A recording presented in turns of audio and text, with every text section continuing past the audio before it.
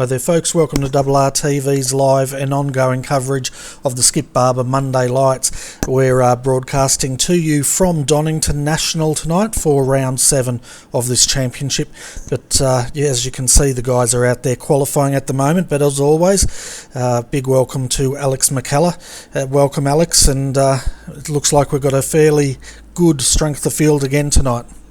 Yeah, absolutely, Bernie. Thanks for having me again. Great to be back at Donington National, as you say. Pretty popular track this week. Strength of field we've managed to pull tonight. It's certainly in the top 5 at just under 3,750.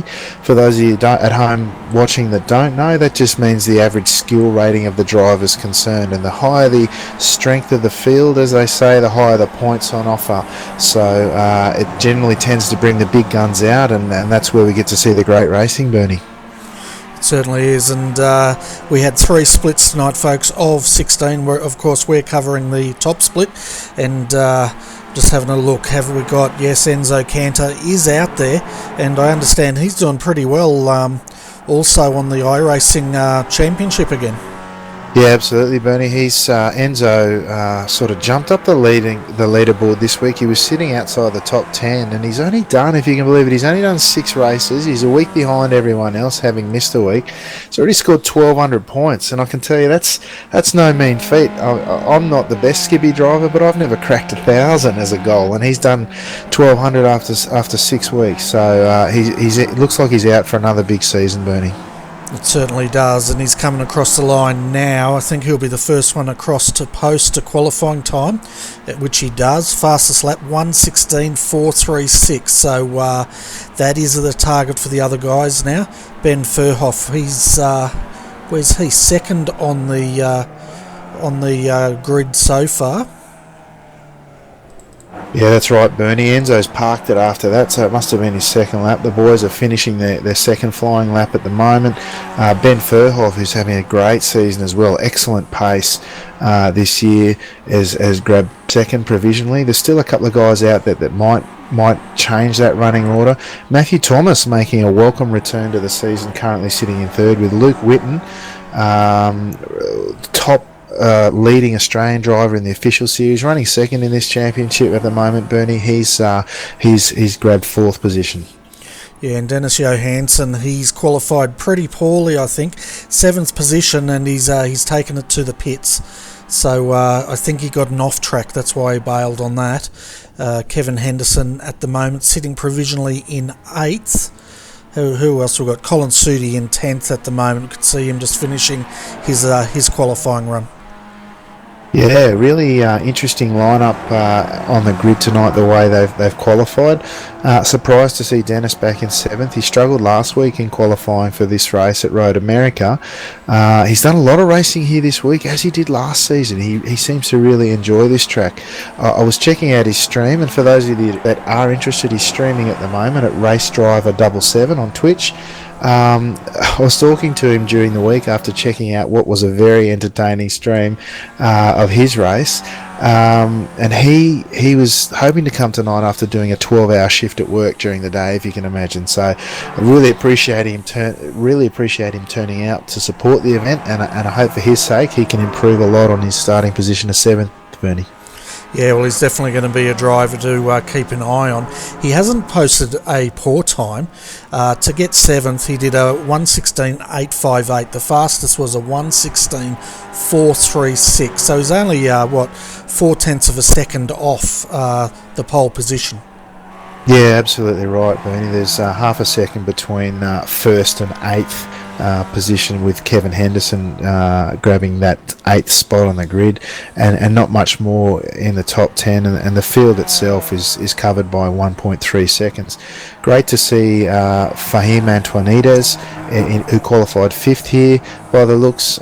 Great international driver. He's been supporting local events here for a while now, with the Australasian Super Skips series running, and also a couple of appearances here. Great to see him back, and again Valerio Pianezza in 6th, along with Enzo flying the Italian flag, both of them running 1-2 in the official series, Bernie. So again, they've come down to our strength of field race to try and snare some much needed official championship points, as well as enjoy the fine action on track that Monday Night Lights brings. Yeah, for sure. And I'm just looking at Carlos Sorrente's paint job. Quite interesting, pink and white polka dots.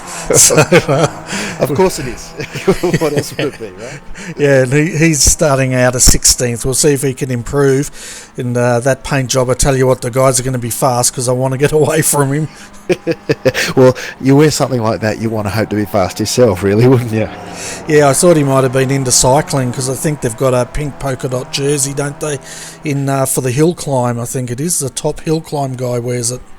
Yeah, I think you're right, Bernie. It's certainly, they've got a yellow, a green, and I think they've got the polka dot for the hill climb. So, yeah, you could be right. Maybe he's a cyclist, as you say. Oh, Benjamin Soko getting it all wrong on the final corner, and that's the end of qualifying.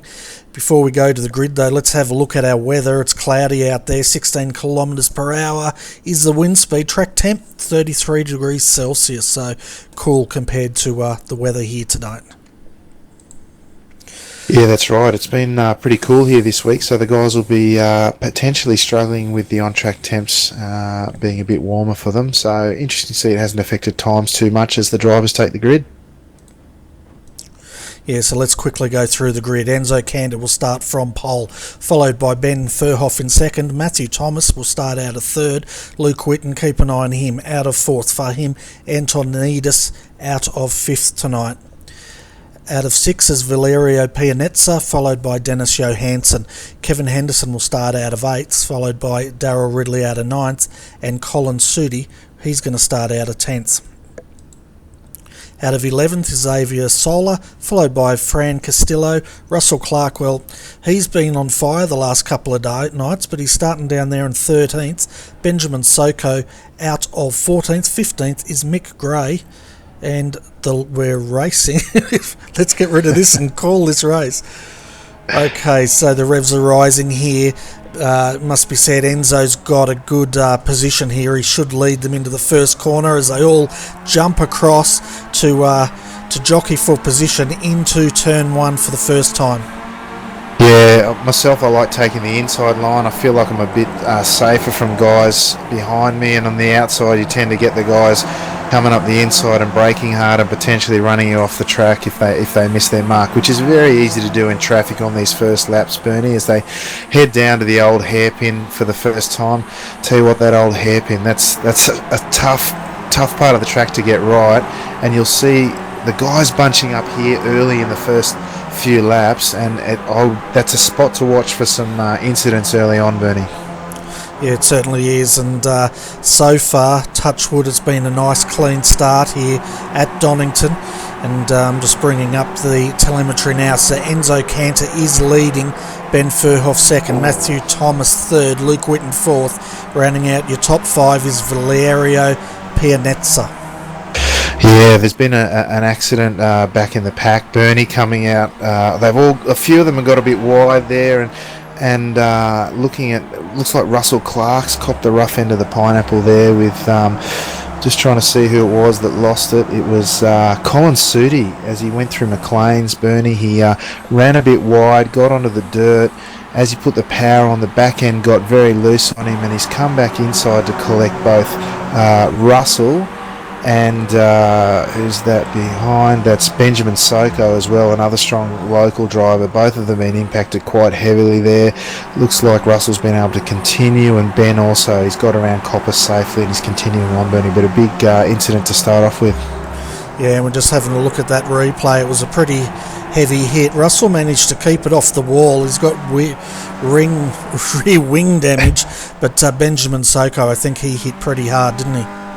Yeah, well, I'm hoping that they both continue okay, and indeed Colin gets out of that without too much damage, although he probably copped the worst of it.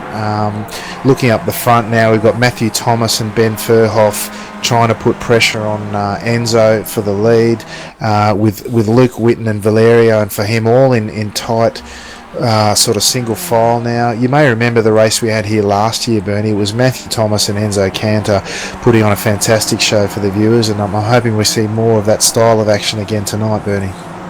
Yeah, well, Enzo's not getting it his own way here. Ben's taking the blowtorch to him, so to speak, and he wants the lead. Yeah, look, Ben's been having a great season this season to sort of continue on from where he started midway through last season with his return to the Skippies. He's got the pace. I mean, he's sitting here at number 10, which really belies his true pace, as Ian said last week. Ian Bevan said last week when he joined us in the booth.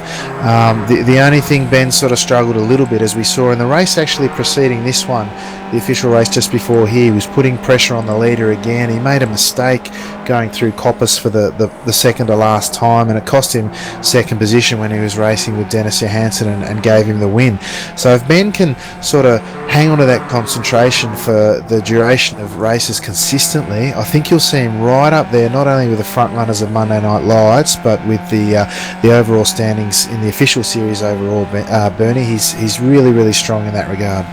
Fantastic, and it's great to see another fast charger out there from Australia, and he was ranging on him. He just got the slipstream when they came into the final chicane, and now he's just picking up. Do you think he's going to have a look inside? No, he's not. He's lifting. Yeah, so the two key passing opportunities here, Bernie, are into turn one at Redgate, and obviously into the S as the final chicane there. What you'll see there is there's no real draft to maximise any sort of chances of overtaking at any other places, although Ben's having a little look now up the inside of the old hairpin, although you really don't want to try too much there. Gets hairy pretty quickly. The only real drafting opportunity that impacts your chance at overtaking is down the Dunlop straight into the final S's, the final chicane there, and you're really hoping to get a good run out of Coppice as they head up into Coppice now, which is, some people think of it as a double apex right-handed. It's more of a single corner. They only hit the apex once. You want to really maximise your run out of there. See Enzo taking the defensive line now as they head into the S's, although at this stage of the race, really, I imagine Ben's probably just trying to tuck in behind and run some good laps, see how many they can drop off the back, because they're now, or as Fahim's dropping down the order, he's had a spin by the looks into the final chicane, Bernie. I might just go back and see if I can't find what happened there. Yeah, we'll jump back and have a look at this as well. Yeah, he's down in 13th at the moment. Yeah, so Fahim's coming up that Dunlop straight, as we were just talking about, behind Valerio Pianezza, and he's done exactly what we were describing, sort of pulled out of the slipstream, taken the inside line to overtake, and then he's clobbered the second of the curves. That's unsettled the car and put the back end out. It's interesting that those curves on the final S's there, the final chicane, you can clobber them okay every now and then. You can really hit the first one pretty hard okay, it unsettles the car a bit, but as you saw there with Fahim, if you hit that second one, particularly at the wrong angle or a little bit too much and have the power on a bit too early as a result, you lose the back end, as we saw with Fahim. World class driver there, it can happen to anyone, but that's the risk you run with overtaking there, Bernie. It certainly is, and it shows how much on the limit they are. I'll tell you what, Matthew Thomas, he has crawled on the back now. Ben Furhoff, Luke Whitten is losing touch slightly, but he's just hanging on with his fingertips. But Valerio Pianezza, it looks like he's lost touch with the front four. Yeah, well, that incident with Fahim, whilst it didn't impact Valerio from a contact point of view and his car's still straight and running quick times, what it did cost them, which is what I was trying to say when Fahim had his incident actually, was that you want to run some clean laps, drop as many of the guys as you can without sort of fighting too much and costing yourself time. As you see, the front three really trying to do that now, work almost together as a group without giving anyone anything for free, to try and drop these guys off so that they're fighting for the win with as fewer drivers as possible towards the end, Bernie. And I tell you what, the pace out there is crazy at the moment. Luke Whitten just set the fastest lap at 1:15.905. Matthew Thomas is also in the high 1:15s, and Enzo Cantor's last time was a 1:16.083. Absolutely, those are cracking times here today, Bernie. The pace is really, really on and really hot. It's interesting to see as they head down Dunlop into the final S's again now. They're just going through. Enzo taking that defensive line down the Dunlop straight when no one's really attacking him for position at this stage. It suggests to me that he really wants to be leading this race, Bernie. He doesn't want to give anyone a look at being in front. He figures he's a good front runner, and he'd rather have the position than have to fight it back down the track. So it's interesting to see his tactics early on, Bernie. Certainly is, and he's also sending a very strong message saying, if you're going to pass me here, you're going around the outside. But I tell you what, now Ben's all over him. Enzo is flashing. He's got a bit of internet problems out there, but look at Matthew Thomas all of a sudden on the back of Ben. Yeah, he's right up in there having a look on the outside now as they come into McLean's. Again, a tough place to pass there, Bernie. You don't want to be doing too much there. But can I tell you, down further in the pack, there's a great battle looming, or there was earlier this lap. You're looking from Kevin Henderson in 7th down to Darryl Ridley in 10th. They were all bunched up and collectively as Darryl goes through the inside at Coppice, now just overtaking Fran Castillo. Now they've dropped off the back there, but the three in front of them, Xavier Sola, Kevin Henderson and Dennis Johansson, I'll tell you what, they're having a great battle. Kevin's forced to the outside by Dennis there. That'll cost him time as Xavier now looks to take advantage. Again, you see Kevin get loose out of the final S's there. His back end was wiggling as he took a bit too much of that curb, and that's allowed Dennis to get away. I don't think they'll catch him from there, Bernie. No, I don't think so. And Dennis just showed exactly what Enzo is thinking as well. Take the inside. If someone's going to go around the outside, they're going to lose that momentum and they're going to have nowhere to go. And Dennis, thank you, Mr. Johansson. You demonstrated that beautifully. Yeah, absolutely. And I tell you what a difference a lap makes.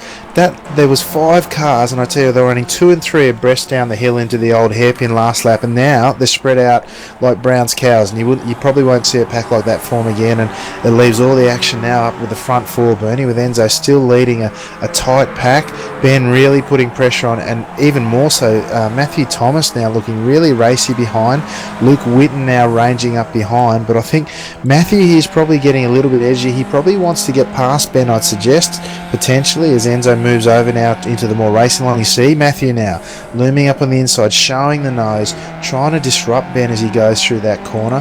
Ben holding a really nice line. He held that corner well, and although it has allowed Enzo to get about a half a second gap, probably the biggest one he's had all race, and now they'll have to work to get on the back again, Bernie. They certainly will, and I'll tell you what, Luke is looking at these two fighting and he's licking his lips because it's brought him right back into this battle, and I tell you what, if he can make a move, it's going to be on. Yeah, absolutely, Bernie. He's been having another cracking season.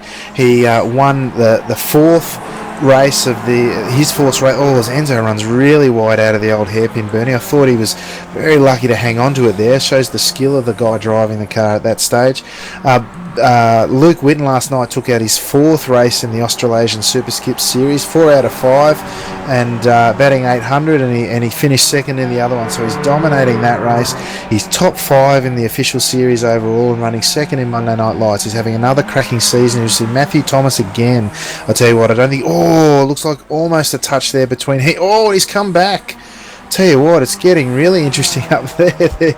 I don't know if Matthew's got full control there or what have you, but they're really looking racing, and that's really sewing it up for Enzo here. He'll be cheering seeing that in the background, Bernie, as it looks like that's caused Ben to run over the inside of the second part of the chicane and potentially giving him a slowdown there, Bernie, I suggest, and I can't imagine either of them will be pretty happy with that outcome.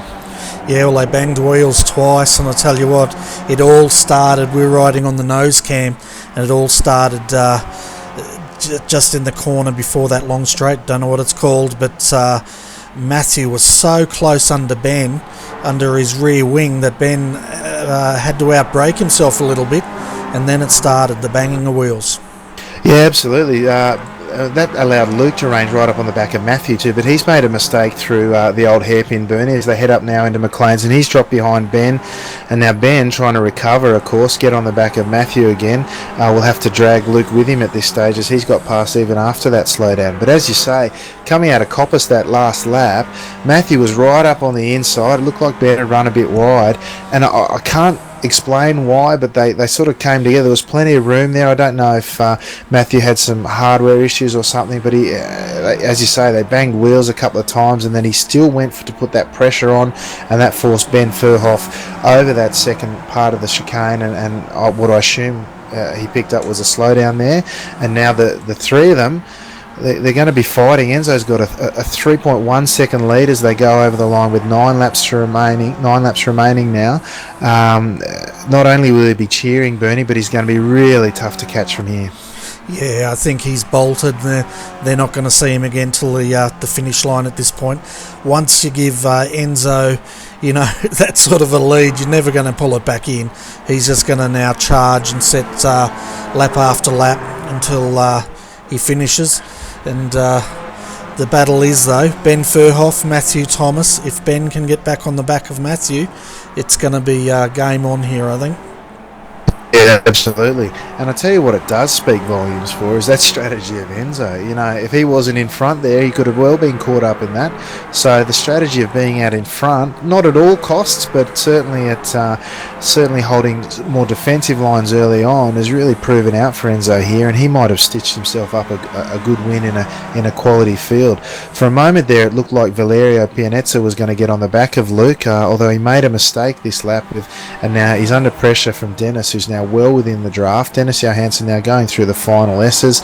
He's within just over half a second of Valerio, and he'll be looking to improve. He's only up one spot from his starting position on the grid. Perhaps that 12-hour shift at work starting to take its toll, but I'm sure he'll be looking to, as the number 2 ranked driver in here, at least get into the top 5 to try and maintain some sort of rating out of this race, Bernie. Oh yeah, for sure. And I tell you what, Kevin Henderson, he's in a fantastic battle here with Xavier Sola for 7th and 8th, and Xavier's all over the back of him and trying to work out where he's going to make a move. Yeah, well, it's not going to be through the old hairpin unless the driver in front makes a big mistake as they head up the back now through Schwantz Curve and into McLean's. The thing about Xavier, it's really fascinating. I called him my Rookie of the Year last season. He started in rookies, and by the end of the season he qualified for Division 1, which is where he places for this season. Haven't seen him as much in the skippies this season, but and he seems a little bit off the pace as a result, but certainly putting on a good battle here with Kevin tonight, Bernie. As I should say, we welcome Kevin back after his issues last week. I noticed he was back on the track pretty quickly, so I'm glad to see he got those issues sorted, Bernie. He can join us again tonight as Xavier gets a better run out of the S's, and he looks to overtake Kevin, although Kevin's got the inside running for turn 1, and Xavier lifted to make sure that they both didn't lose too much pace, Bernie. Yeah, and that's the thing, isn't it? When they battle, you watch the savvy drivers, they'll actually battle without costing themselves, they try to cost as little time as possible, because they know Darryl Ridley's, about 1.6 seconds behind these guys. Yeah, that's right. You don't want to cost yourself too much, as he's within 1.5 now.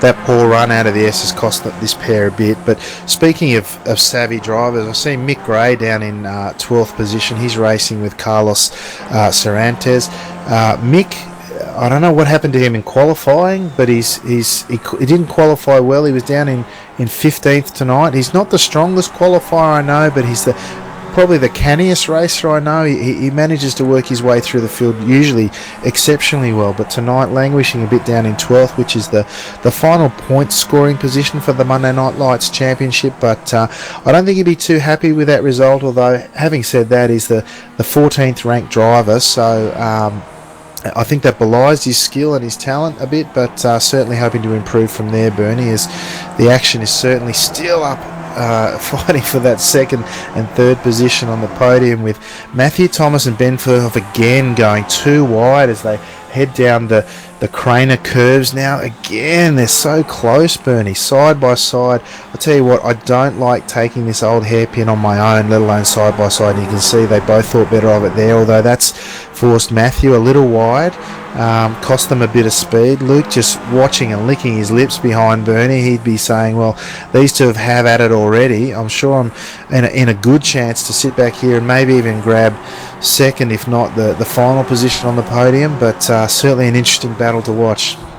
Yeah, and Dennis Johansson at the moment, he's putting the pressure on Valerio Pianezza here, but Valerio's not he's not rolling over. But I tell you what, Dennis is hungry. He wants to get up the pointy end, and he's making a move now. Yeah, he looks to be going up the inside, as does Ben Furhove. No, he pulls out of it, but Dennis has made the move cleanly there on Valerio into the S's. I'd suggest that the battling that Matthew and Ben are doing at the moment is really bringing Dennis back into contention, and Valerio, the pair of them are working together, hopefully, to get on the back. They're only 1.4, as you see Valerio back out of it into turn one, making sure that they get the best and the fastest run possible, because guess what, Bernie? They're 1 second behind, and if the three in front continue to play these games, I tell you what, Dennis will be right amongst it within a lap or so. I'll tell you what, if he gets on the back of them, he's not going to be playing the games. He's going to be trying to get through them, and we just saw the way he got through Valerio. And if he gets on the back of Luke and he makes those sort of moves, these guys might find themselves not on the podium at the end of tonight. No, that's right. As I mentioned previously, I think I was watching Dennis's stream earlier in the week, and in between races he was putting up videos of his old real-life track racing experience. Fascinating to watch, and it certainly spoke to a high level of experience, quality sort of driver that it turned him into. Also a great deal of humour there, and the deadpan Kimi Räikkönen-esque tones he was talking about, a whole manner of things that made it well worth the visit of tuning in. So again, if you're interested in that sort of action, check out Rd7 on Twitch. But for now, Bernie, half a second off the back of Luke now, and both he and Valerio are right back in this. Oh, it certainly is. And while you're talking there, we saw Darryl Ridley have a bit of an adventure into the outfield there, but he managed to gather it back up. He's sitting in 9th at the moment. Yeah, he's got Fahim Antoinita's right on his tail again. That'll be a good battle. Darryl's a really high-quality driver. Usually has a lot of pace. I'm surprised to see him down that far in the grid, although it does speak to the quality of this field again. And for him himself, he's a top quality driver. He had that lose earlier on, but certainly trying to fight his way back to in somewhat of a recovery drive. Yeah, the Aussies have sort of had a rough night of it tonight. Russell Clark, he's been on fire most of the week, and he's down one lap now after that incident he was involved in. But I tell you what, here comes Dennis Johansson. He's on the back of Luke now, and and Ben and Matthew continue the fight. Oh yeah, I think Luke's had a really good think about that. As now that's opened the door for Valerio as they go 3 wide up the front straight now into Redgate with 3 laps remaining. And what that has done though is that's opened a little bit of a gap. 2 wide, 3 wide now through Redgate. What an exciting battle. That's opened up for Ben and Matthew now to go fight it out amongst their own as they're heading down now through the Craner curves. We see Luke now. He's back down in 6th position. Who would have thought that after the early runnings of the race? And Dennis now, he's in a top 5 spot as they all kick up a fair bit of dust coming out of the old hairpin. Dennis now moving to the outside as they head through the Swans curve. Up now into McLean's. He's made a clean pass before they've hit McLean's. I think Valerio's recognised that Dennis is on a charge there, and he's let him by without too much of an argument. Luke now still sitting behind this pack. He showed the nose there through Coppice, but thought better of it again. And meanwhile, Enzo's sitting, can you believe it, 8.3 seconds out in the lead, Bernie. Oh, I could believe it. He's lapping in the very low 116s. But I tell you what, that last lap on the first corner, I reckon Valerio did the move of the race there. He split Dennis and Luke and managed to pass both of them and take that position into the first corner. Absolutely. Ben Furhoff now looking up the inside through Redgate. That's my preferred passing position, if I'm honest. He didn't get the run out though. Matthew Thomas has held on to that second position for the time being. You got Dennis now sitting in fourth, and he's right on the back now. The cat's well and truly amongst the pigeons, Bernie. We thought it might happen last week, didn't eventuate, but here we have Dennis, who's now up 3 positions after a poor qualifying by his standards, right on the back of Ben now as they head up through McLean's again. Look at him, Bernie. I tell you, you reach out and touch him. He's that close. He's 0.1 behind, and Ben himself's only 0.2 as they head through Coppice again now. The whole pack of them's barely separated by a second, Bernie. It's on for young and old here with a balance of 2 laps remaining. Yeah, well, we should be getting the white flag this time by, I think.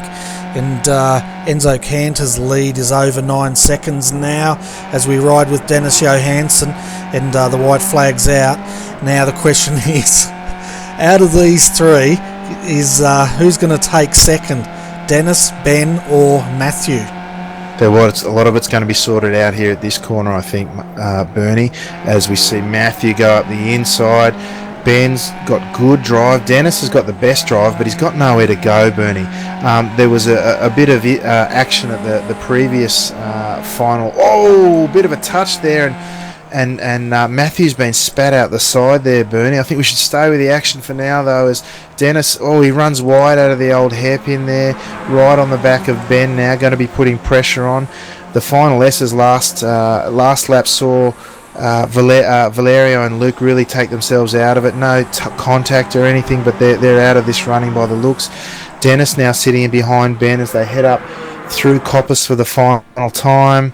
The back end of Dennis got a bit loose there, but Ben's run wide on exit there. Dennis now, as Enzo looks to have taken out the win, Ben's taken the inside line here, Bernie into the chicane for the final time. Dennis is a long way ahead.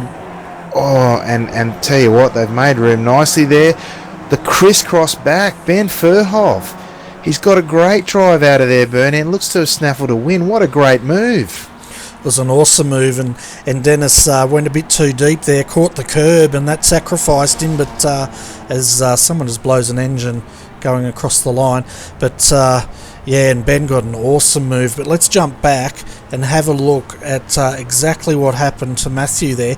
We saw them bang wheels, but I tell you what, Matthew hit the wall pretty hard because he didn't have a nose left on that car.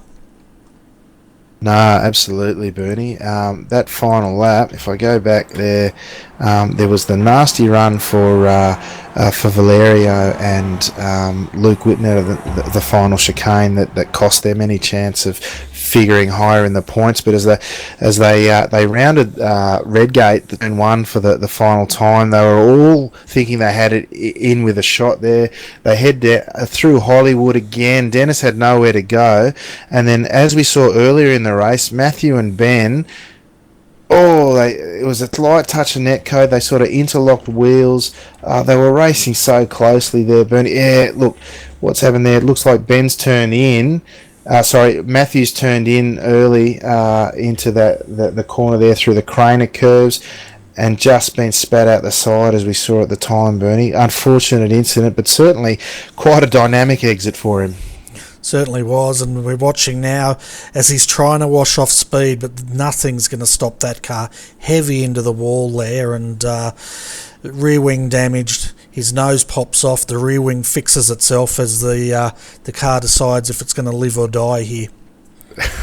Yeah, well, once you get on that green stuff, it's remarkable how little grip there actually is there, Bernie. It's unfortunate incident again, and he was never going to pull it up through there. That's the only 3 fifth gear opportunities on the track, so you're pushing the car pretty hard through there, and unfortunately it's cost him tonight. Yeah, and we didn't see Enzo Cantor take the checkered flag, so we're watching the replay of that now, and we'll see if he does the old Cantor wiggle, as we call it. I'm guessing he did, because I'm pretty sure I saw him facing the oncoming traffic by the time he'd finished, Bernie. I'm just trying to the wiggle did come out, Bernie, and he's I'm wondering if it's got the better of him in the end, because he's the back's become the front. And he's given up a few safety rating points there for the benefit of the viewers, Bernie. So I'm glad we were able to bring that. Yes. Oh, and that was Luke Whitten blowing his motor at the line. He was probably kicking himself a bit because he did get mugged, didn't he, by Dennis and Valerio. When they got on top of him, they did not waste time in dispatching him. Yeah, perhaps thinking what might have been. He's been known to intentionally pop an engine at the end of a race too, Bernie. So, perhaps what might have been for Luke tonight. Yeah, and we can see Matthew Thomas, Russell Clark, both in the pits there. Matthew was classified 15th, Russell 16th. So let's go through the full results, folks, so you can see where your favourite driver finished tonight. Must be said, it was pretty rough for some of our top-end Aussies there, but that's what you expect at this level of racing. So Enzo Cantor, oh, and there goes another engine. Enzo Cantor takes tonight's win. Ben Furhoff second. Enzo's lead was 10.46 seconds at the end of it, but Ben survives for second. Dennis Johansson up to third. Valerio Pianezza fourth. Luke Whitten comes home in fifth. Xavier Sola, he had a good run. He got Kevin Henderson in the end, coming home in sixth. Kevin seventh. Fahim Antonides home in eighth.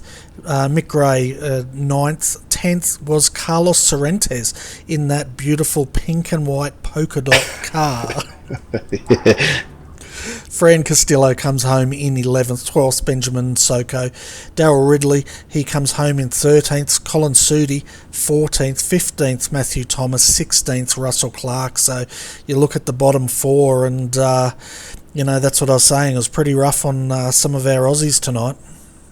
Absolutely, Bernie. Those four guys are not only seasoned regulars at Monday Night Lights, they're quality, quick drivers. So a shame for Matthew Thomas's return to the series. It didn't work out for him well tonight, but I tell you what, they certainly put on a show. And speaking of Carlos, we said he needed to be quick sporting that paint scheme. Well, he, along with Mick Gray, who finished just ahead of him in 9th position, both of them up 6 positions off the grid. So them, along with Xavier, who was up 5 positions, they've progressed pretty well considering the events of the race, Bernie. Yeah, well, Carlos, he started out at 16th, didn't he? And, to get up to 10th, that's great driving for him. And I don't mind that car colour. I think it's quite nice. And, it's stylish. And perhaps, as we say, an homage to the Tour de France. So good luck to him. Good drive for him tonight. He got probably 3 or 4 freebies out of incidents, but to be running toe-to-toe with Mick Gray like that and finishing in the top 10 is a good outcome for him. Oh, it certainly is, and I think we should celebrate, folks, with super slow-mo of Carlos Sorrentes. Oh, it's beautiful. He has to get the best presented car of the night. It has to go to this guy. Absolutely, it certainly does. I mean, and like I said, anyone who can sport a paint scheme like that, you'd want to be quick. Well, yeah, you do. You want to back it up, don't you? 100%. Yeah. Because Redback Racing, we used to have a policy that you would drive in pink if you hit a teammate, and but we never sported a paint job like that. Maybe we should have. No, I can't really talk. I had a crack at doing a paint scheme for the Top Split, the podcast that I do, Bernie, and the results were less than spectacular. Really happy with the colours and the paints and everything, but the website's upside down as it's written in the livery, and I had 2 cracks at it. Went out on track, it was upside down. Went back and edited it. Went back out on track, it was still upside down, and I thought, well, that's it, I'm out, it's staying upside down. I'm from the land down under after all, and it can just stay like that. Yeah, well, you were just expecting to land on your lid, that's all, and then it would have been the right way up. That's right, what better advertising can you get, right? It's put on a spectacular show, and there it is, emblazoned for everyone to see. So perhaps there's method in my madness after all. Yeah, it's like the old sign people used to put on the rally cars when I raced. You'd have a sign upside down that said, do not take overturned vehicle. Well, you got to make the best of it, right? That's right, but speaking of the best of it, we have Mr. Enzo Cantor in the green room, and we'll bring him up. How good's your Italian? I'll have a crack, mate. I'm getting better at pronouncing these. I don't know if I'm butchering them, but in my mind, I'm almost fluent. Mate, they're flowing off the tongue. I'm going to ask him about Valerio tonight, and I'll see how I go. Okay, he'll go, it's not Valerio, it's Valerio. Perhaps he will. G'day, Enzo. Alex McKellar here, mate. Welcome back to the series. Great to have you back, and what a win, eh? I was thinking there as I was watching you out in front, we called you wanting to be on the front of the pack and to avoid any of the stuff behind, and it looks like it's really worked out well for you tonight, mate. Congratulations. Thank you, Alex. Alex Amne. I came back here after some weeks in which I could not race for work trouble, but yeah, I'm very happy for this win today. And this track is very, very difficult. We are all in a few tenths, everyone. I took a good pole, and well, it was almost impossible to gain a gap because Ben Furov was very, very fast, and the train is always there, and I was very I was not calm because I know this track is you can always do a little mistake in the last chicane or in the turn 3, and yeah, it was a good win for me. 10 seconds of gap, it's too much, I think, because I gained a lot because others was battling behind me, and this let me win the race without suffering too much in the second part of the race. Absolutely, Enzo. I was saying to Bernie throughout there that the battling behind was really costing the chasing pack. I mean, there was nothing between the front runners, including yourself early on. You were taking quite defensive lines down the Dunlop straight into the final chicane, and I said at the time I figured that you wanted to be in front, avoid the incidents, but also avoid the battling.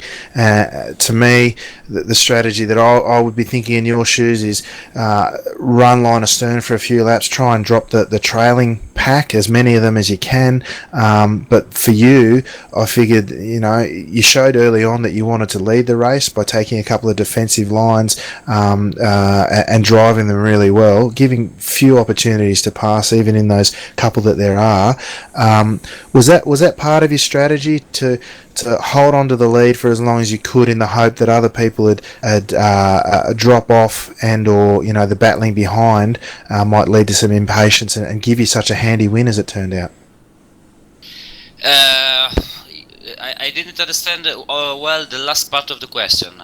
If you can repeat it in a simple, in a more simple way. Sorry, mate. So, leading out, taking strong defensive lines and and really demonstrating that you wanted to be in front of the race, was that part of your strategy to try and let the people behind you battle out and clear out to what was a great win in the end? Oh yeah.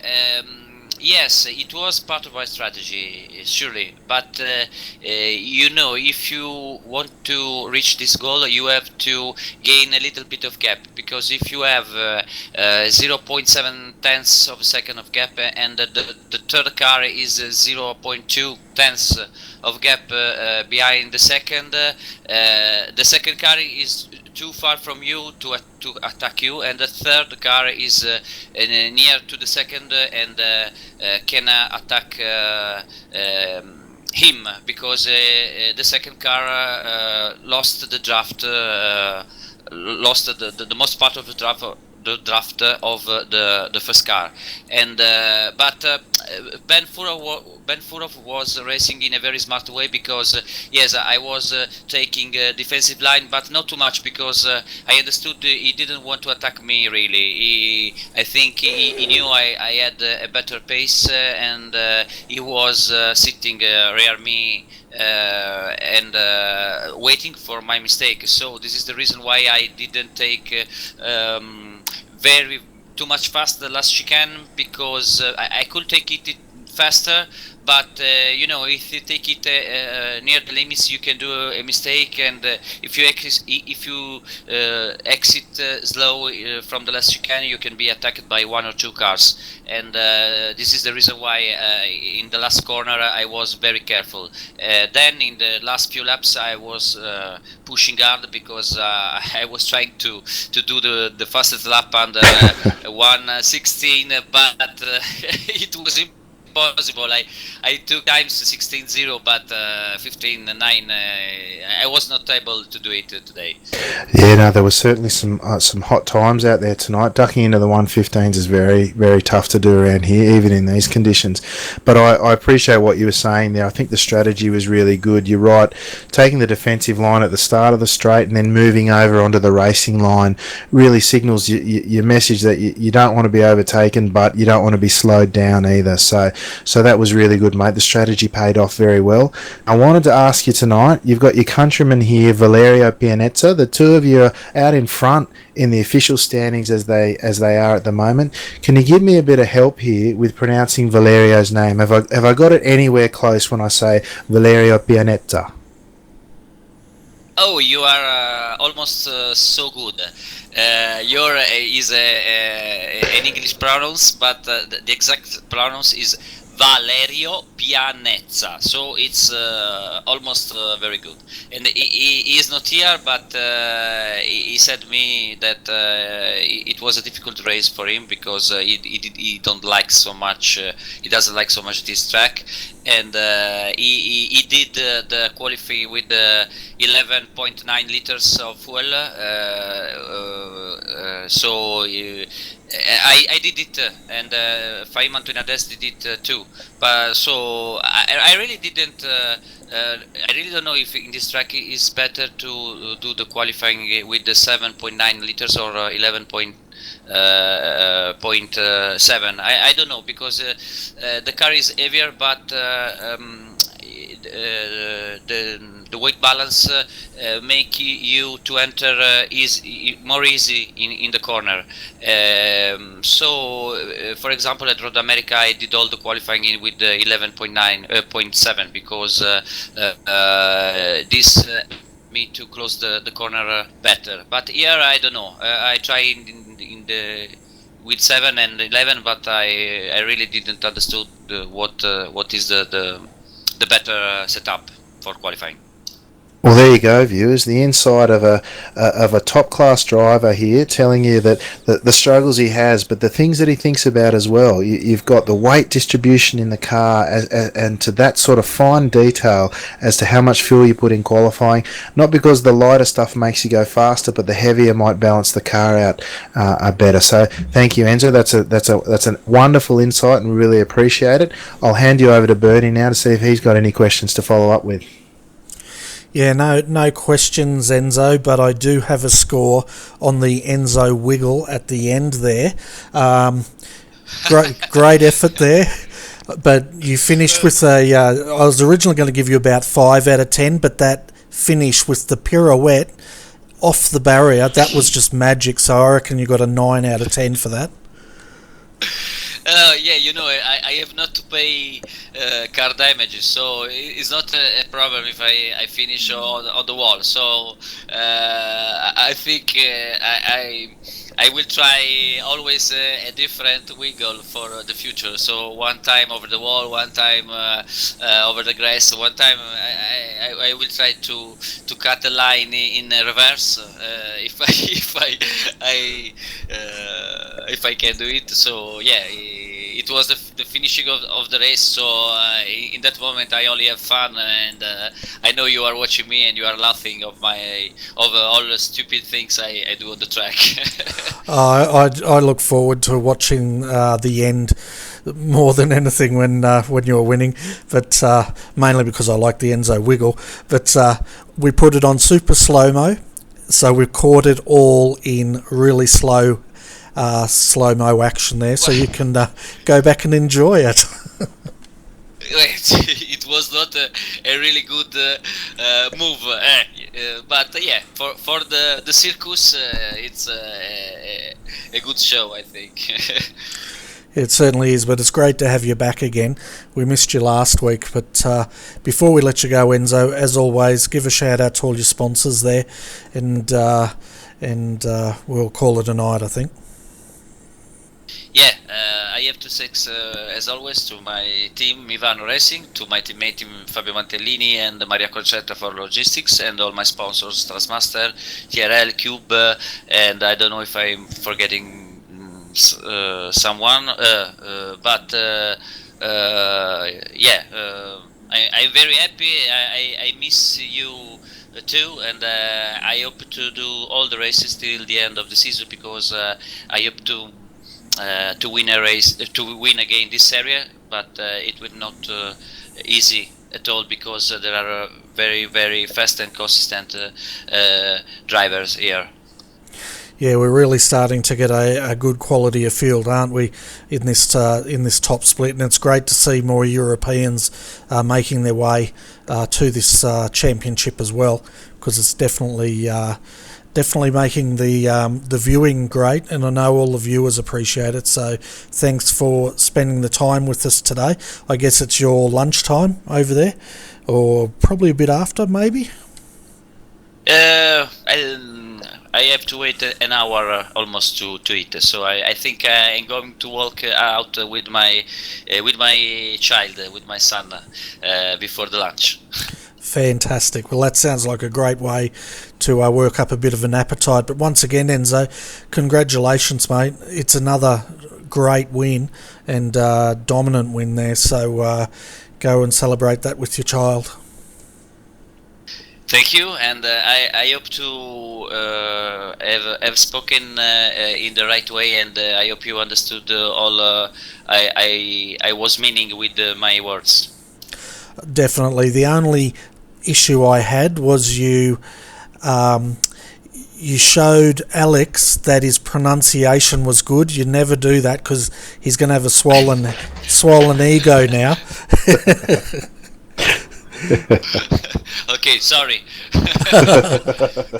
No worries.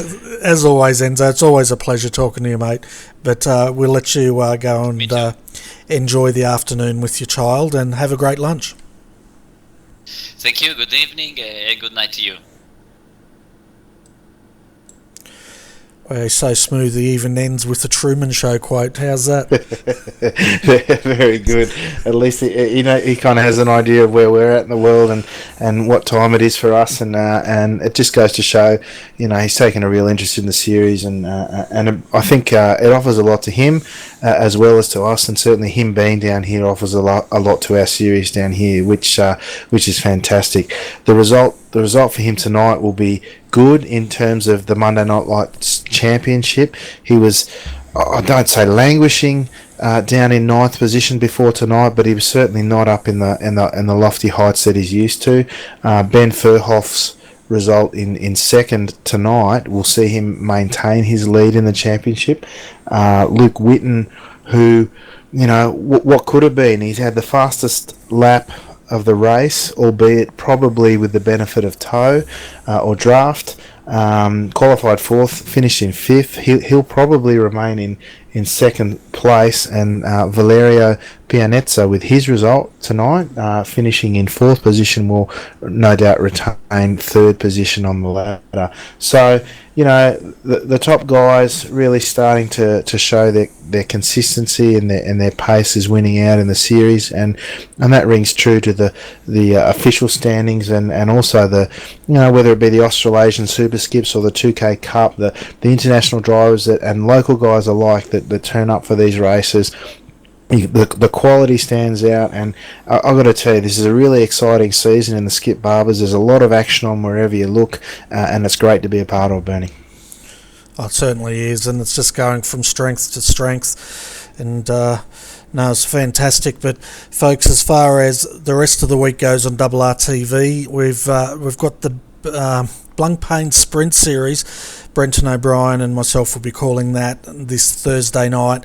If you didn't see the replay of the last round, it was at Bathurst and you have to watch it. It was probably one of the best races I've called for a very long time, and we had a ball calling it. But GT3 action Thursday night, and then we'll be back on Monday night for the the Skip Barbers of Blancpain, the Skippies again next Monday night. We won't be covering the V8 supercars this Friday night because I'll be up at Bathurst for the 12 hour, and I'm looking forward to that. I'm not looking forward to the heat though, Alex, but I might take a kiddie pool up with me, fill it up at the top of the mountain, sit in it with my esky, and see if I can get on TV.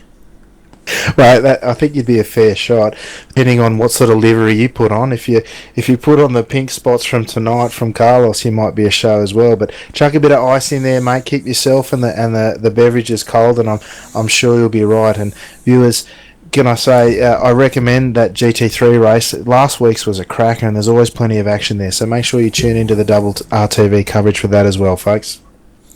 Yeah, that's right, and I've worked out how I'm going to get on TV, Speedos, and I'm going to, in zinc, put RRTV across my chest. Do you reckon that would be a look? Mate, that's perfect. It's got to be nice thick letters though, bold, uppercase, and a nice pink, maybe with a dark colour outline just to highlight it, mate. That'd be perfect. Okay, yeah, okay. Well, you won't see me on TV, that's for sure. But, and also check out some more cross promotion here. Check out Alex's Top Split podcast. He also did a race in the Skippy last night, didn't you, Alex? And you commentated as you did it. I got no idea how you do that, but it seemed to work out pretty well. Nail biter at the end, folks. No spoilers here, but check that out as well. Yeah, thanks, Bernie. The podcast this week, the Top Split, as you say, you can check it out at thetopsplit.com. Alternatively, it's on iTunes, Stitcher, and TuneIn Radio, or whatever your preferred podcasting medium is. Yeah, it was all about streaming and streaming iRacing this week, or this episode. Had Matt Malone of Grip TV fame. He was a great guest, really exciting and interesting to listen to and get his insights on the world of streaming on Twitch. I had to scratch a bit of an itch after it, and I streamed the Australasian Super Skips race last night. Fantastic field. I think there were 34 cars took the grid at this very track at Donington National, so you can imagine what you would expect at turn one and the early laps of the race. But the quality of the race was excellent all throughout the field, minimal incidents, and all of them with no malintent. It was fantastic to be a part of, and if you want to check that out, head over to the Top Split on YouTube. It's my YouTube channel to go along with the podcast, and that race is up there for everyone to see as well. So thanks for that, Bernie. I really appreciate it. Yeah, no worries, mate. It's always good, and it's great for the viewers. They've got a lot of things they can catch up on as well. But I actually quite enjoyed your race. I watched it last night while the Daytona 24-hour was breaking the record with the pace car. Could you believe an hour and 41 minutes under pace car? Apparently, they had to bring the pace car in because it was running out of fuel. That's how long they were going for. I was wondering if it was going to set the fastest lap, Bernie. Yeah. Well, someone asked on Facebook who's winning, and the immediate response from someone else was the pace car. Of course it was. That race was a great one last night. A nail biter to the end, so go check it out at the Top Split YouTube channel. Yeah, definitely. But on that note, folks, we're going to call it a night here. 10:20 p.m. It's probably under 20 degrees, almost bearable now. But we hope you've enjoyed tonight's coverage, folks. We always enjoy your company, and we hope you enjoy the racing. Come back Thursday night at 9:15, I think it is, with Brenton O'Brien, myself, calling the Blancpain Sprint series. Another strength of field race. We're starting to get the internationals coming in for that, and it's going to be another cracker of a series. But on that note, Alex, thanks for joining me again tonight, mate, and I look forward to your company next Monday night. Yeah, mate, I really appreciate it. Love coming in here for the skippies. The racing's great, and it's always fun here with you, mate. Yeah, it certainly is. And to all of viewers out there, I hope you have a good evening. Thanks for tuning in to RRTV, and we might see you Thursday night. Good night.